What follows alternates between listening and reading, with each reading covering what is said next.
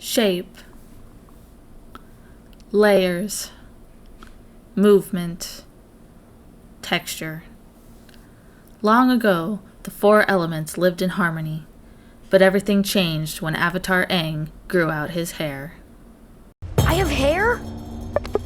How long was I out?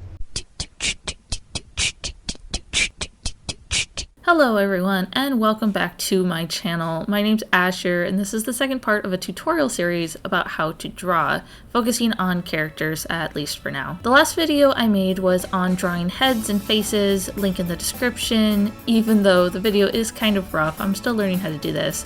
But this one is all about hair, which really did deserve a video all to itself. In this video, I'm going to talk in as much detail as I can about what I am dubbing the four elements of hair: shape, layers, movement, and texture. It may seem like a lot, but I'm trying to share everything I know to pass on to others who may not know or maybe haven't thought of these things in the same way as I do. Before we jump into shape, we're going to do a look at the basics of hair on the head, which actually, Aang gives a pretty good example of. Anyway, I've done some prep work for this recording, including a bunch of heads from various perspective positions. All of these have our circle, our guidelines, and the main anchor points of the face: the ears, nose, and chin. It may not always be visible, but it is a good idea to know roughly where the hairline is on the head. Starting from the top of the ear, the hairline will tilt slightly towards the eyebrows. Now, it won't meet with the eyebrows, but when the line has come just above the edge of the eyebrow, it then hitches back up to make an arch above the forehead to the other side. This arc can meet in the center or off-center to exaggerate the parting of the hair, but it's not necessary.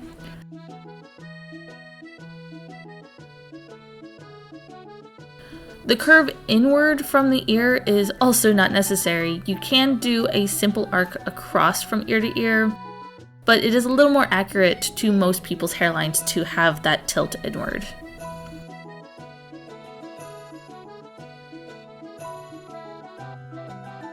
On the back of the neck, the hairline is generally only a little ways down the neck. It can go straight across or come to a point or 2 points depending on how the hair grows or how it may be cut. For example, my real life hair grows in 2 points on either side of my neck, but this is usually trimmed into a straight line whenever I get a haircut.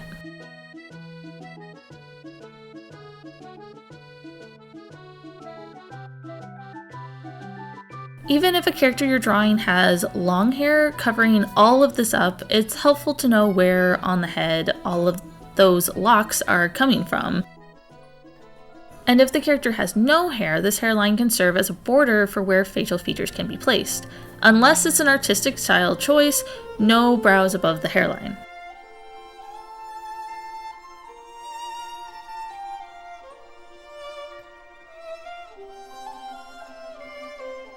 This is the base that we are starting with, which means we can move on to actually drawing some damn hair. Okay, people, here we go! Oh, hair. There is so much that can be done with hair. While I think it's easy to think of drawings of hair being all about the lines, it's really shape that comes first and foremost, with lines supporting those shapes in something that I call texture, which will show up near the end of this video. If you look at animation made for general audiences, you find things like Steven Universe, Shin-chan, Adventure Time. These all have extremely simple hair shapes and design. This is obviously to make the process of drawing a character over and over and over again in various poses and angles more efficient and less strenuous on the animators, but it also makes it easier for the audience to read the character, to recognize them from their basic silhouette.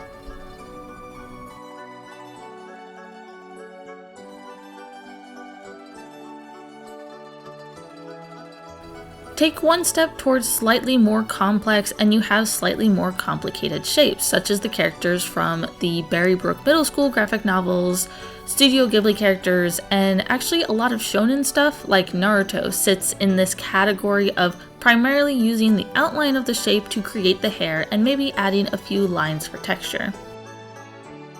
Like hair being twisted into a bun, or the little underside of a character's bangs / fringe, which you see a lot in Masashi Kishimoto's work. There may be a detail here and there to add some expression or personality. The Miyazaki hair thing is a good example, or the little curl on the main character in Awkward, but a distinct shape remains for those touches to be built into.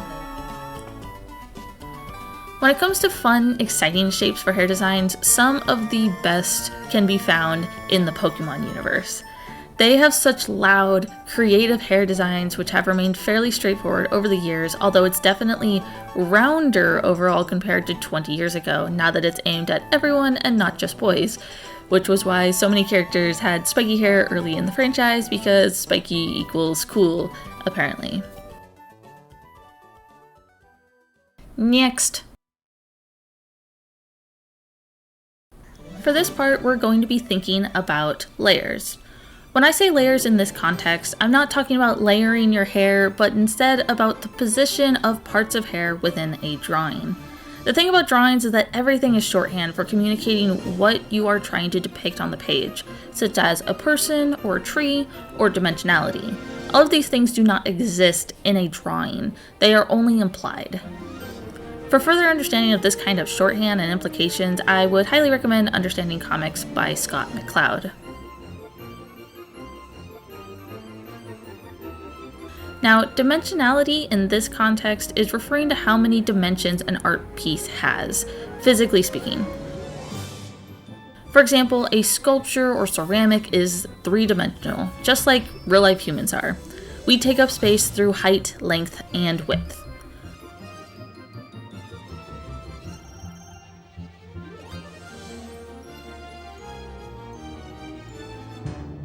Other kinds of art, like paintings and illustrations, are flat and don't have a physical width, meaning they only have two dimensions, height and length.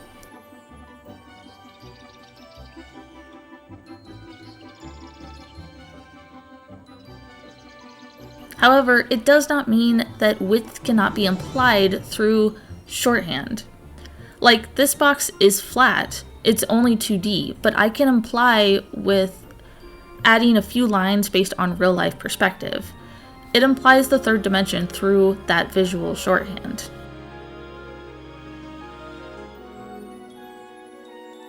Now, perspective is going to be another video way down the road, but I bring all of this up because hair layers are a great tool for showing dimension in a character.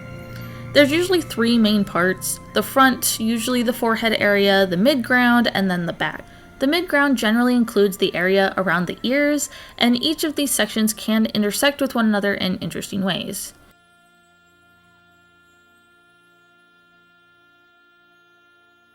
Usually the shorter the hair, the more they will be combined, and the longer the hair, the more distinct from each other they can become.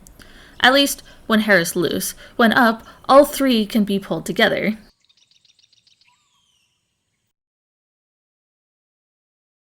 Let's look at a few examples for me to further explain what it is that I'm kind of talking about.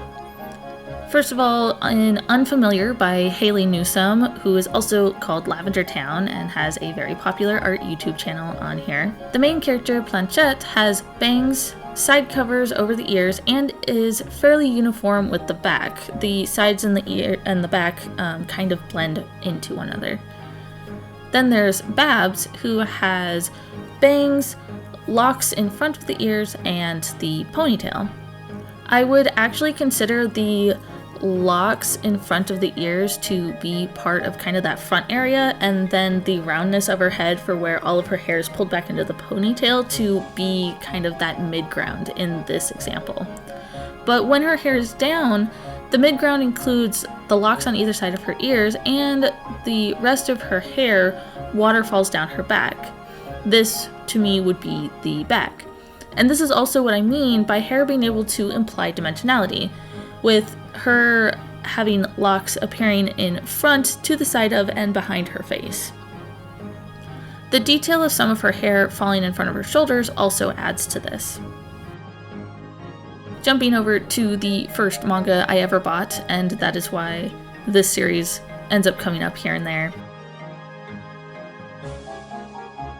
If you look at 13-year-old Sasuke from Naruto by Masashi Kishimoto, he has the middle part, which comes into long bangs combined with this side section, which remains in front of the ears, but the back of his hair kind of spikes out and does a bit of a cloud defying all gravity situation. Because I am cloud, my hair defies all gravity.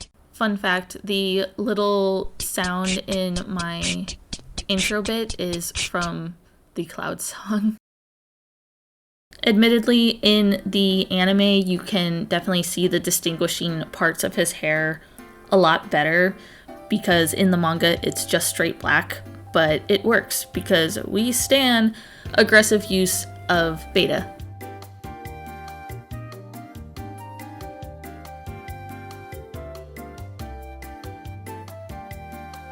And finally, Roxanne, the first gym leader in the Hoenn region of Pokemon, who has honestly a very interesting and complicated hair design.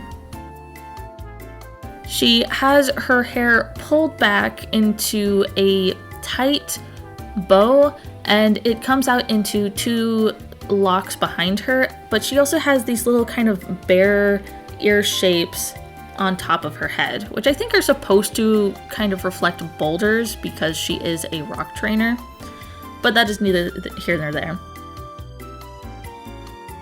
For this hair design, I would consider the bumps of her hair and just the whole of her head with all of the hair pulled back to be the majority of the front layer, with her pigtails taking up the mid-ground and the bow in the very back being the back section. However, if her hair was loose, something not shown in the show or games as far as I know, I imagine it would look something like this.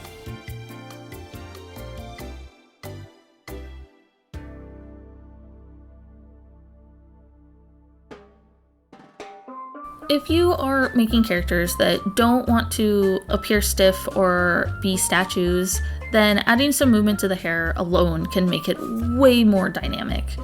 It can be big or small, but you will want to think about what kind of movement you want it to be and the tone it can bring to the moment you're drawing. To give a few examples, they could be enjoying the breeze, they could have a bit of a doki doki moment as their heart is beating fast from budding feelings for somebody, or they could maybe be flinching back from something. In anime and comics, hair can of course be used to expand on a character's feelings as well, like making their hair spike out when they have a burst of anger or are startled by something. If you take a careful look at some of your favorite artists, I would highly consider thinking about what they do and try to break down their techniques to see what you can learn from them, what is trying to be expressed through their hair. As I said in my last video, and will probably say a few more times in the series, learn the rules so you can break them on purpose.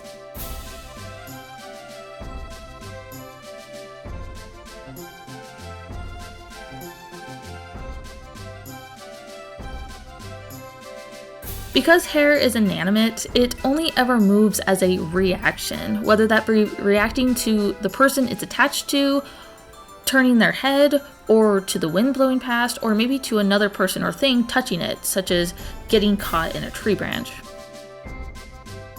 When trying to draw movement, think about what the hair is reacting to, where it's coming from, and if it's pushing or pulling the hair. If it's a strong force, hair will be more strongly moved out of place. Additionally, consider the hair itself. How heavy is it? How dense? Is it damp or springy? Hair will move differently based on these factors. Finally, we have texture. Texture is what I refer to as the lines added to the overall hair shape to give a further sense of flow and feel to the hair. We've already seen a little bit of it as I've been drawing. Texture doesn't always appear in a drawing because sometimes it's not important, but when it does, it can tell us more about the hair we're looking at. More detail equals more texture. The extra strands of hair at the ends of locks, the way line work defining the shape of the hair, these can all be ways to add texture.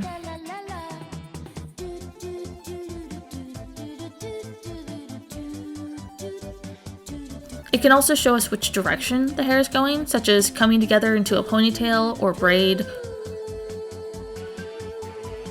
or loose hair twisting or curling.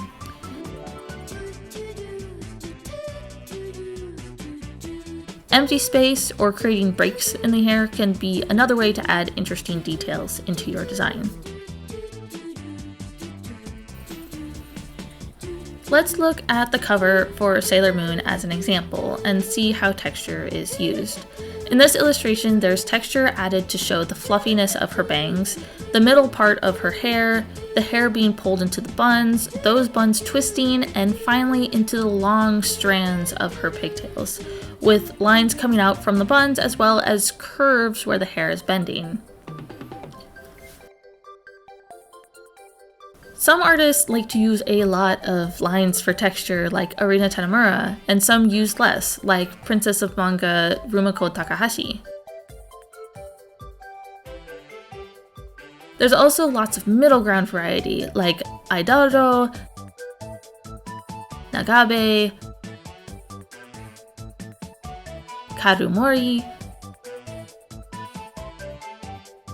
and Alice Osman, which all have very different styles of texturing to maybe consider and try for yourself. Perhaps even combo if you want, which is honestly the best way to create a style, is to experiment and pull new things from all of the different artists that you love and admire. Now, with all of that in mind, let's try to see if we can implement all of these elements into our own drawing and looking at what we can learn from one of the best mangaka teams in existence. Whenever I think about really amazing hair designs, one of the first artists that come to mind is the mangaka team Clamp. Man, if you want to talk about amazing, dynamic hair, Clamp are the champions. Their characters just have so much hair, always flying off in every direction, and you look at it and you think, bruh, how? How is this working? How is it still so cohesive and have so many things happening at the same time? Well, let's think about all the elements we have talked about so far and apply them to a fresh drawing based on Clamp's style and hair designs. Since I have the book here, let's go ahead and draw the character Chi from Chobits, keeping in mind these elements: hair shape, layers, movement, and texture.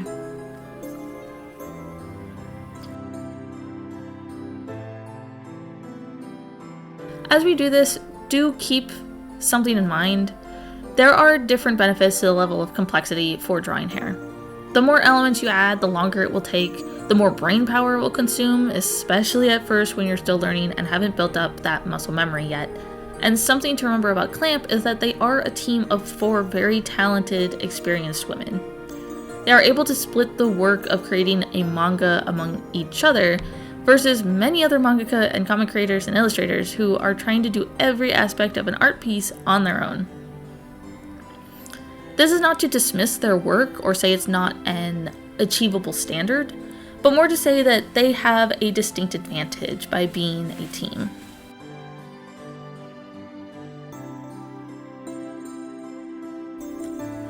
Already, this character and hair feels kind of overwhelming. There's just so much going on and so much hair, right? How are we supposed to have a sense of shape when it feels like it's going everywhere? So, first thing we need to try to do is simplify it, and we're going to use some advice from this book, How to Draw Bold Manga Characters by Abimo, to help us get started. Admittedly, I wasn't sure where exactly to fit in this this tip because I think it's a really good one, but I wasn't sure which one it fit into, so I'm squeezing it in here. Besides the book having some really tasteful anime ladies in the front, I've only used information from the last chapter, and it was worth buying just for that. There's a section in here about breaking up hair into 3 parts when you want some more dynamic moments. This actually shows up in that Sailor Moon cover we were looking at earlier, where the bulk of her flowing gravity-defying hair is in 3 main parts. And we're going to try to do that here as well, with simply adding some thinner strands to help round out that overall look. Before I got started, I realized I needed to consider what Chi's hair shape is in its most basic form, which it's actually this kind of fishtail shape where it comes out longer and then swoops into a shorter length. She also has these sides that are pulled into these little, I don't know, giant bead things. I'm sure there's a proper name for them. And her bangs. So I needed to just get an idea of that as her basic chi-ness. That is her basic hair design.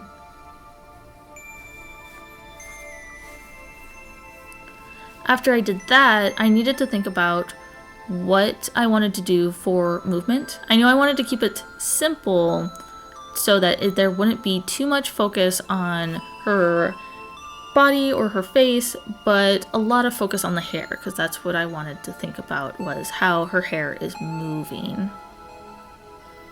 At first, I thought about doing one where it was actually spinning around her, almost in a kind of a tornado movement, but I quickly realized that that would be a bit too complicated for me, because admittedly I don't have as much experience drawing long locks of flowing hair as I would like, which is part of the reason I'm doing this whole project and these tutorials, is to make me learn as well. As I was drawing her, especially with starting to get the idea of the flow of her hair, you'll notice that I did make a lot of quicker movements. Quicker movements will have just a better flow. It'll look more natural overall, especially if you're doing a curve, but also with straight lines as well. If you try to be too slow, it can result in things feeling shaky or too controlled. It just won't feel as natural as it could be. For her sides, I kind of saw those as their own piece. They're both going in the same general direction, with one being lifted up just a little bit more than the other. And with her fishtail hair, we have one coming out and around her shoulders and the other one kind of flowing ahead. So we have this sense that either she has just twisted her head around and her hair is kind of moving in reaction to that, or there is some wind coming in from behind her head that's kind of lifting it up, but a little bit of it is also to express the emotion. We don't know exactly what maybe is causing this movement, but she always has such an ethereal quality to her, and again, we're trying to emphasize the hair, so we want it to be lifting and moving and doing lots of things. As I was working on it, something I did add was the hair that's coming out from, what would that be? I guess if you're looking on, it would be the right side. I'm terrible at my lefts and rights, but the one that's coming out from around her shoulder, I emphasized that kind of movement and that twist by bringing out more hair to split off and curve back in a bit more. And as I worked on it, eventually I started adding more lines to add that texture, more strands breaking off from the others, to give it just a bit more dynamic features. On her little side hairs too, I also included some spaces, some of these breaks that I do mention in the tips and tricks, because it's one of my favorite things to do, is where hair will just have this empty space, and I always think that's extremely interesting.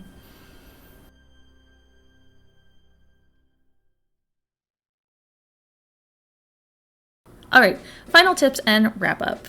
I did want to include a bunch of tips and things to think about for designing hair, things to keep an eye on so that you don't have to go through learning them the hard way. You can just have this list at the ready.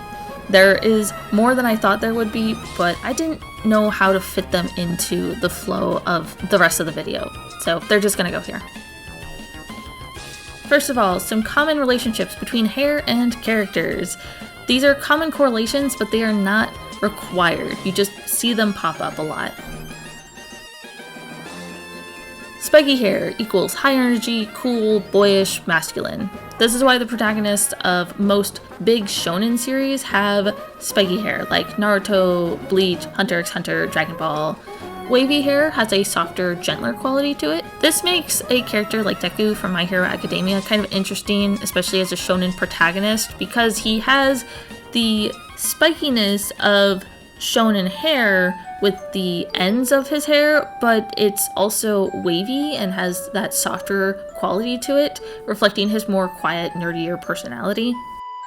Long hair usually equals elegance, beauty, femininity. Shorter hair can be lively or tomboyish if you're looking at a femme character. Hair that's pulled back can be used to emphasize a character who is reserved or holding back in some way.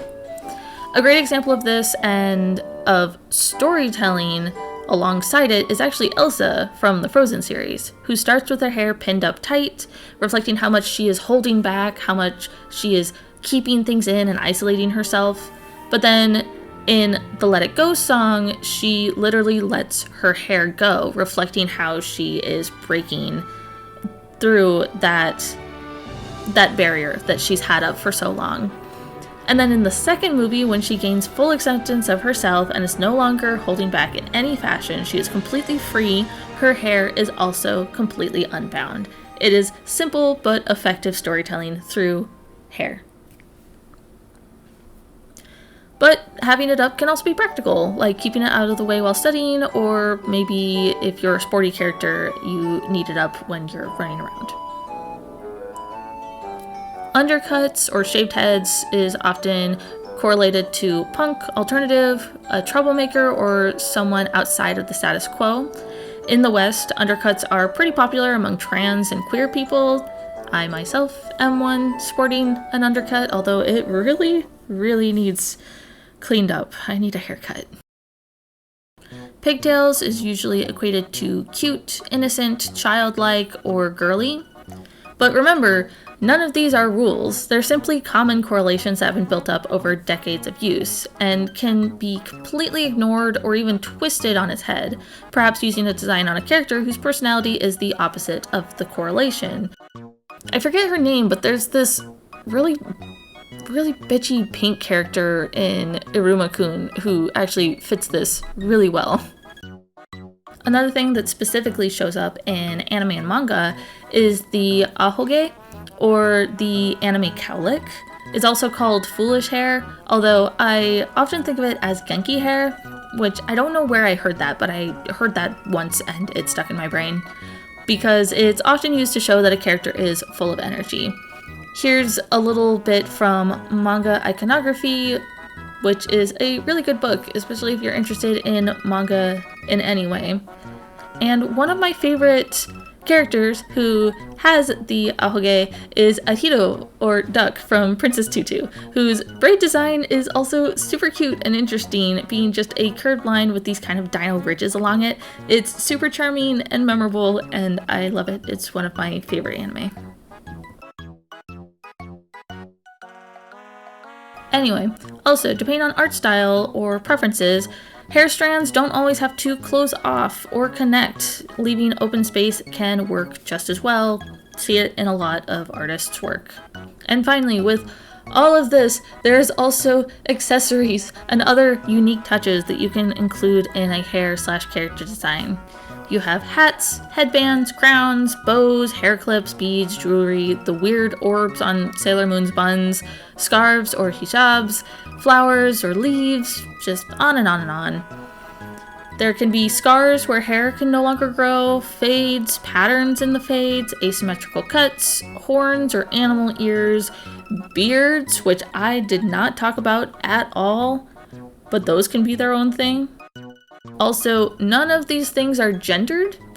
Anyone can have beards, anyone can have flowers in their hair.